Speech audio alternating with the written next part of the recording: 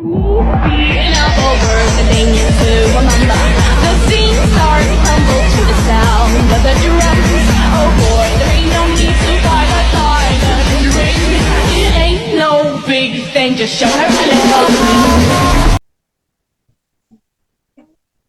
Baik, bismillahirrahmanirrahim. Assalamualaikum warahmatullahi wabarakatuh. Selamat pagi semuanya. Baik, yang kepada yang terhormat Bapak Jeroji MKom selaku dosen pada mata kuliah Big Data, serta rekan-rekan yang saya banggakan. Baik, topik yang akan kita bahas hari ini sesuai dengan tugas yang diberikan oleh dosen kita, yaitu mengenai SSH dan weblog. Sebelum itu, saya akan memperkenalkan anggota kelompok saya yang terdiri dari Rimba Dirgantara, Muhammad Zuri Febriansyah, Saila Chandra, Yayan Sitorus, dan saya sendiri Roshidah. Baik, langsung saja. Mungkin penyajian materi yang akan disampaikan oleh rekan saya Rimba Dirgantara, kepadanya dipersilakan.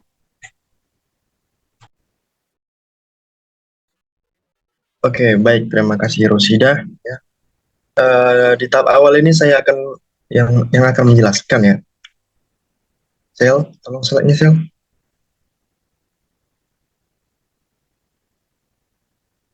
Oke, di sini ya.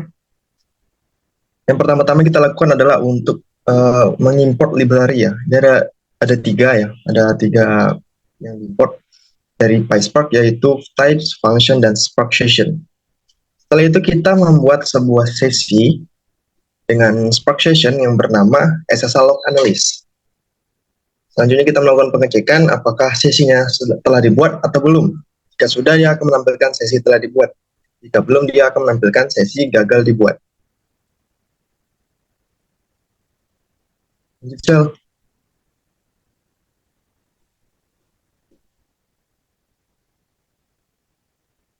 Oke, selanjutnya yaitu kita membaca file dataset ya dengan extension CSV.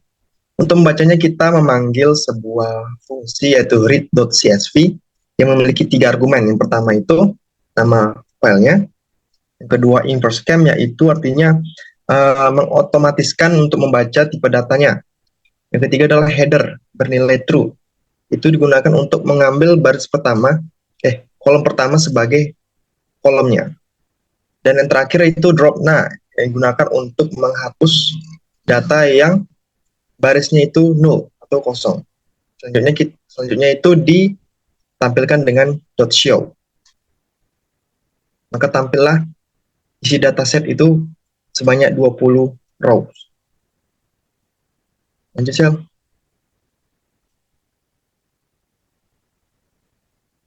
Oke, selanjutnya itu memvisualisasikan data ya. Tapi di sini saya membuat berdasarkan bulan. Yaitu bulan Februari dan Maret. Dengan total 173.000 koneksi dalam 2 bulan. Lanjut, Sel. Oke, pada sebelah kiri ini adalah visualisasi data 2 bulan ya, yaitu Februari dan Maret. Tidak beda jauh, angka koneksinya hanya beda 2.000-an. Selanjutnya yang pada sebelah kiri adalah total koneksinya ya. Dalam 2 bulan itu ada sekitar 173.435 koneksi. Dan dalam sehari bisa ada 5.000 koneksi. Dan rata-rata dari 2 bulan tersebut ada 86.000 koneksi.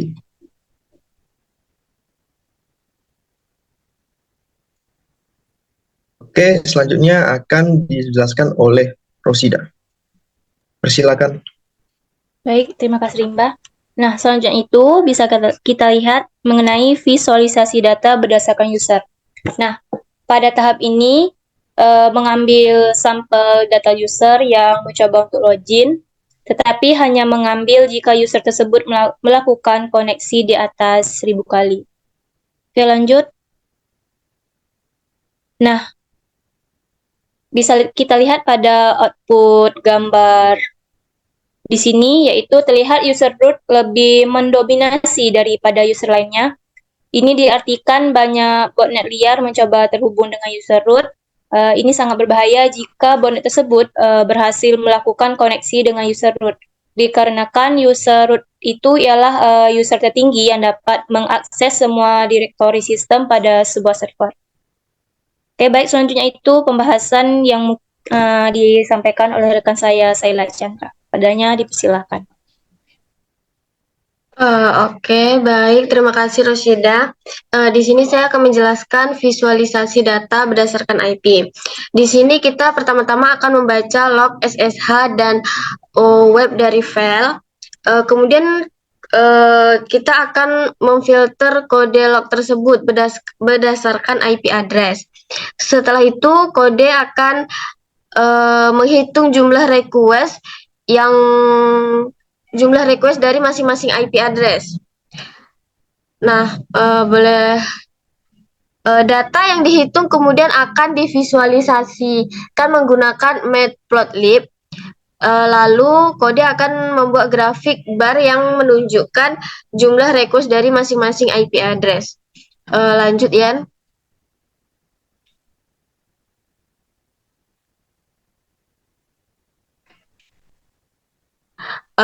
Bisa dilihat di sini output dari kode yang sudah kita visualisasikan sebelumnya. Bisa dilihat IP 45.141.84.126 lebih mendominasi karena IP ini berasal dari negara Rusia, yang artinya kebanyakan koneksi tersebut berasal dari botnet Rusia. Baik, selanjutnya akan dijelaskan oleh rekan saya, Yayan Sitorus. Kepada Yayan Sitorus, dipersilahkan. Baik, terima kasih Sela. Saya akan melanjutkan dari hasil presentasi kita ini.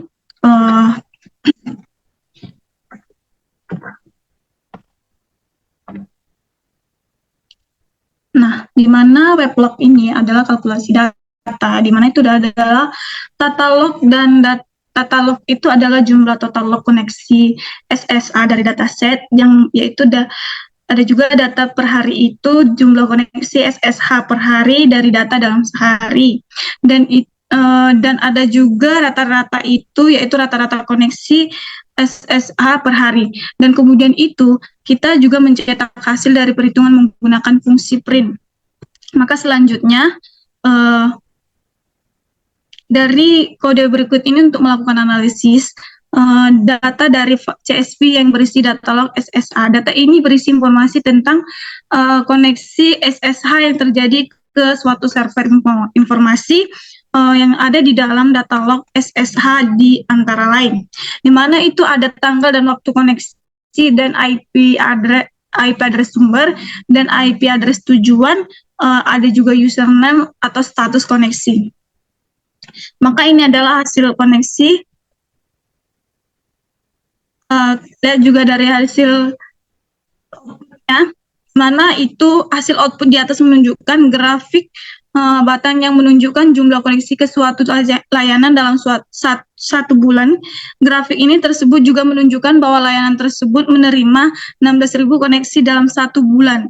Jumlah koneksi rata-rata per hari 516 35 koneksi. Jumlah koneksi per hari tertinggi adalah 8.000,5 koneksi yang terjadi pada hari ke-20. Kita lanjut ke import matplotlib as build, di mana ini kode di atas digunakan untuk membuat grafik yang menunjukkan jumlah kunjungan ke situs web berdasarkan URL-nya, dan di mana hasil output ini di atas menunjukkan bahwa perangkat lunak yang paling banyak digunakan di Indonesia adalah web browser. Maka browser web adalah perangkat lunak yang digunakan untuk mengakses dan menampilkan halaman web di internet. Maka browser web yang paling banyak digunakan di Indonesia adalah Chrome, diikuti oleh Firefox dan Edge. Baik, selanjutnya akan dilanjutkan oleh Muhammad Zuri Febriansyah.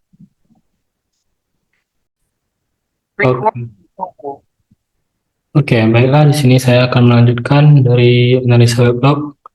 Ini di sini yang pertama kita membuat grup yaitu IP, kemudian membuat labels berupa IP address, kemudian data ini diambil dari CSV, Kemudian kita membuat bar. Di sini kita menggunakan label. Yang pertama label X yaitu IP dan label Y jumlah total. Dari grafik ini paling banyak mengunjungi yaitu sebanyak 3.500 kali dari IP 10, 103, 128 dan .2.1. Kemudian di sini kita membuat deteksi anomali menggunakan model K-means. Di sini kita mengimport matplotlib dan juga mengimport seaborns. Di sini kita menggunakan pandas untuk memprediksi. Di sini menggunakan dua label juga, yaitu label X berupa URL, kemudian label Y berupa protokol index. Sini kita membuat cluster, terdapat dua cluster, yaitu cluster pertama terdiri dari 100 data, kemudian cluster kedua terdapat 50 data berdasarkan URL. Kemudian kita deteksi anomali menggunakan isolation forest. Model ini hampir sama dengan model K-means, tetapi di sini menggunakan import NumPy. Di sini kita mengambil dari pandas untuk memprediksi. Di sini terdapat data berupa anomali dan data normal. Hasil dari deteksi ini berupa